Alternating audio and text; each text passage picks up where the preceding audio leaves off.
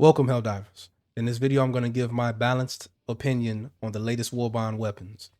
The AR-61 Tenderizer is a weapon. It is the weapon that fits the philosophy of mainly relying on your stratagems. Your stratagems being the primary and the Tenderizer being your secondary. It sits below the AR Liberator, especially after the Liberator got buffed. I don't know. I think they forgot about that. But there's nothing amazing about this weapon. But if you want to use it, this is what I suggest. I suggest you take it off full auto and just put it on semi-auto or burst. I would suggest you do those things because you're gonna want to do that to conserve ammo. This is a weapon that you only pull out if your stratagems are on cooldown or the cooldowns are longer than usual due to ion storms. You can't call them in, or complex stratagem plotting or orbital fluctuations. And if you play on Helldive, that's going to be more consistent than any other modifier in the game. Those two together, there's nothing amazing about this weapon. It sounds cool. It looks cool. I wish they would have went with a different color scheme. In fact, I know it had a different color scheme from the Warbond commercial. It was a darker color, and then they went with this lime green and light brown. I think that's where it ends for me. Literally, it's okay. Here's another one. Sorry about that. Here's another one. If you start to change the different modes of fire, you're gonna start to see like, this is basically a better version of the adjudicator. If you go burst fire, its handling is way better. Its damage is not better though because it's only 60, but that's up to you. I would not suggest using this weapon against anything above a warrior. Anything above a warrior class, I would not suggest it. They're gonna be ammo dumps. You're gonna be wasting ammo. The nice part about it, you get 10 magazines in reserve. That's the cool part. But it's not gonna mean much when you're gonna be burning through it trying to fend off against a ton of brood commanders, a ton of defender bugs, especially armored BBL bugs. You're gonna have a hard time. I would suggest you run with a support weapon as a primary, like an MG43, the Stalwart, an autocannon. I'm sorry, I know some of you Helldivers may be tired of wanting to run an autocannon as a support weapon, but you gotta run with something strong as a support as your primary, because this weapon truly is the weapon that fits that philosophy. Also, another note before I forget, in the description for the Tenderizer, it says a higher caliber assault rifle with a restrictive magazine size but more stopping power. So this weapon is supposed to do more damage and have more stopping power over the Liberator. But as you can see, it doesn't show that, and it's not doing that in game when you play with the weapon, which tells me that this thing was nerfed. Now, the Plas 101 Purifier. I don't know what the developers were thinking with this weapon. I truly think that it was something else, but somebody decided last minute to nerf it, change it into something else because the charge rate isn't helping you. You're not gonna like that. Trust me on that when I tell you, if you're running Helldive, this charge fire is gonna get you hurt.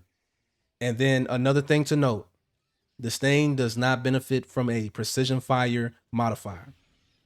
The orbs, the plasma orbs generated all do one flat out damage. If you go for precision shots, you're not gonna get that benefit. It's just gonna be as if you're hitting them in the leg, anywhere else on the body but a precision shot.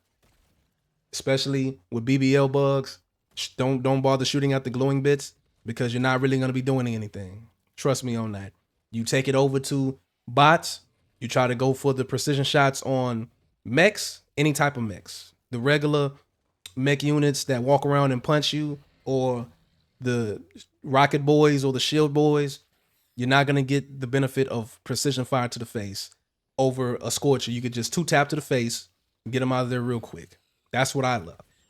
It's got the don't trust the 250 or don't trust the plus 50 in damage. You're not gonna see a difference. Trust me on that. We look over here at the fire rate. That 250 tells me a lot about the weapon. It tells me that this weapon did something else completely different before they released it, because it said it shares the same fire rate as the Scorcher, and we know that is a lie.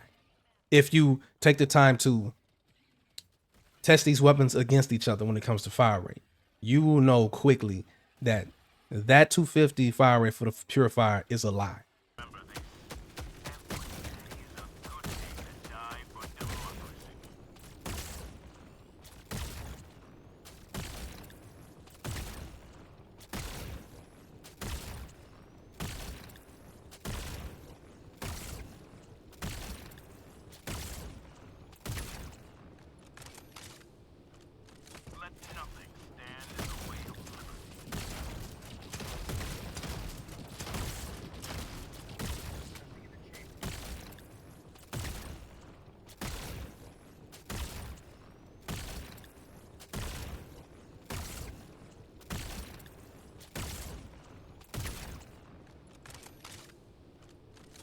I cannot recommend the purifier to you. I'm sorry, I cannot recommend the purifier to you because it's acting as a charge rifle instead of something more in line with the Punisher or the Scorcher, because it's not excelling at being a charge rifle. The charge takes too long and it's not enough damage against enemies. I cannot recommend you take this weapon up against Terminids because they will eat these shots. You will have a hard time and you will get swarmed. If you plan on Helldive difficulty, if you plan on 6 below, maybe even 7 below, okay, I can understand. But this is another weapon that you have to rely heavily on your stratagems as the primary. This is one of those other weapons that fit that philosophy. And if you're trying to use your primary to hold out against having your stratagems cool down or come down because of complex stratagem plotting, I cannot recommend this weapon to you. Oh, and another thing, if you're gonna run this weapon, have at it, have fun. But my tip to you, get yourself a strong secondary and get yourself strong stratagems to build around this weapon, because you're not gonna be using this like that. If you take this weapon, I promise you, you're gonna see that real fast. Last but not least, the SMG 72 Pummeler. I would not give it up. I would not take this over the SMG 37 Defender for the simple fact they decided to nerf the damage on this thing. The stun effect is amazing, and I'm going to get to that in a minute. But everything on this thing screams identical except for lesser fire rate. You're not really going to bother on that, but taking this against the bugs, having lower damage is you're gonna definitely notice it. Now, this thing only excels at taking out 2 classes. That is the roach bug and the warrior bug, and that's where it ends. And you're probably gonna think to yourself, well, hell, just about any other primary weapon can do just that. And I know it's some better ones that can do just that. You are correct, viewer. But now the reason why this stands out is if you take it to the automatons, it does really amazing stun effect to the automatons. It could change, so just be careful of that because they're watching closely. Whoever this mystery person is that's in charge of weapon balancing is always watching closely to the numbers, to the metrics. But it does amazing stun damage, or stun effect, excuse me, to the automatons. You try to take this over and try to fight anybody above warrior class, you're gonna have a hard time. They're gonna eat your weapon. They're gonna eat through your ammo reserves because it takes a lot just to take down just a defender bug or a brood commander. BBL bugs are gonna eat this weapon. They're not gonna mind this weapon at all. You're gonna stun them. They're not stun effects against Terminids are not that amazing unless you have 2 types. You have a stun grenade and you have an EMS mortar. Those are your 2 best options for stunning Terminids and keeping them in place and pausing hordes from advancing on you. Also, you have to have strong stratagems built around this weapon to make up for its shortcomings. Now, whoever released these weapons, I feel they used to be something good until somebody noticed and they nerfed them. But you nerfed them and you put them up against weapons that you buffed, pretty much wasting the Warbond altogether. I'm sorry. It just is what it is. Slight note, the latest booster, I would say is pretty good because it shaves off a solid 3 seconds from being slowed from acid from a hunter and a Bob Titan. That can be pretty good in most cases if you get hit with it. So you can be able to recover quicker. That's amazing.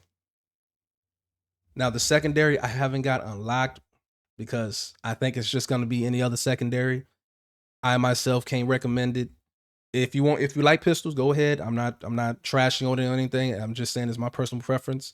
I don't, especially playing in Helldivers 2. I myself don't prefer it. I prefer a grenade pistol for Terminids and a Redeemer, a P19 auto pistol over anything else really. But if you want to play with a futuristic deagle, have at it. It's just a heavy hitting. It has damage at 125, so it's just below the Senator. Have at it. You get 10 bullets in a magazine. Have a good time. Like, what else you want me to say? Just remember the weapon. Just remember the sidearm when you're trying to go over and fight Terminids. Okay. Grenade, man. They just killed the standard grenade category altogether. We have the trifecta of stun grenades, incendiary impact grenade from the latest Warbond, and we have an impact grenade to just really round it all off. You don't need a thermite grenade. If you want to run a thermite grenade, I don't know if the damage is still inconsistent with it, but you can test it out. But these three just killed the entire standard grenade category. Say goodbye, because these three are killing the game right now. Now, I love stun grenades. To the ability to just press pause on hunter advancements, horde advancements, BBL bugs trying to get up on me and throw up on me, trying to pin up. It does amazing at pinning down charges from trying to constantly headbutt you because their recovery rate is too damn fast. So I have to rely on this. And then playing on Helldive, it's going to be charges central, horde central. So you want to, this is amazing for that. So you can focus on charges, get them out the way real quick, hit the pause button, say, nope, can't do it. Hold on. And just get a head start over everything. Especially all both impact grenades can close bug holes. And then you can run with the chest piece that gives you +2 in grenade capacity. Amazing. But this has been my thoughts, my balanced take on the weapons. I would say these weapons are lacking in a lot of departments. Damage, ammo capacity being the two. If you're going to run these weapons, please consider these weapons' shortcomings and build stratagems around them to make up for the shortcomings. If you're going to run these weapons are not primary weapons. These weapons are support weapons to your stratagems. Keep that in mind. To sum it all up, I wouldn't suggest you waste $10 on this Warbond. I'm sorry to say. If you have, make the most of it. But the only weapon that stands above this low bar when it comes to these new weapons is the pummeler. The SMG pummeler is the only weapon that stands out. Now, majority of the time, if you're using these weapons, they're just going to be ammo dumps. You're just going to be flinging so much ammo into one enemy just to get it out the way, and then you go for the reload. So the high reserves for the tenderizer isn't going to mean much when one enemy takes a lot of you, takes majority of your magazine. One enemy. And especially if you go above the warrior class type. If you like the video, please like and subscribe. Leave a comment down below your thoughts. I'm out.